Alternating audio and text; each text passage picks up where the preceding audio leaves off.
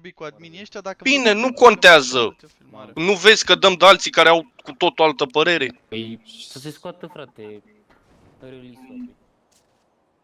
Na, mă, frate, păi nu știu.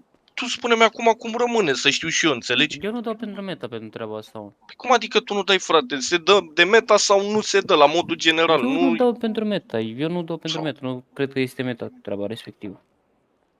Fii atent, argumentul ăsta la adminii care ne-au zis că e meta, Da. era că în realitate, pe o căscuță n-ai cum să vezi nume, ți apare doar frecvența și gen doar dacă auzi vocea sau doar dacă zice cum îl cheamă, n-are ce...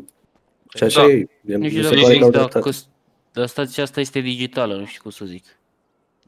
Bă, frate, Hai. nu trebuie să ne explici nouă, trebuie să explicați la adminii care ne-au zis că e meta, înțelegi?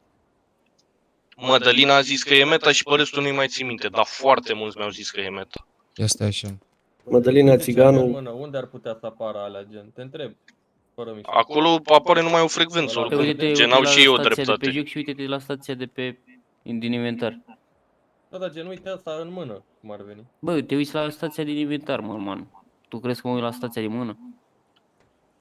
Arată fix la fel ca aia din mână, cea din inventar. Fix la fel. N-arată, mă, prostul. Bă, Nu arată, frate, la fel, frate, uite-te mai bine. La mine În arată inventar are ecran. Tu ai tir un portbagaj? Uite-te, uite-te cum arată în inventar, care e ecran, frate. Da, tu ai înțeles, Da, da, Marian, dar și de ce te întrebam burgerii eu? de la Ca mec să arată înțeleg și eu. într-un fel în poză și într-un fel îi primești. Da, mă, băieți. Păi Nu știu da, Marian, ce nu să știu, acum, nu știu, să informezi și tu pe toți adminii că nu e meta. Înțelegi? Păi și de la ce a pornit treaba respectivă, că n-am înțeles.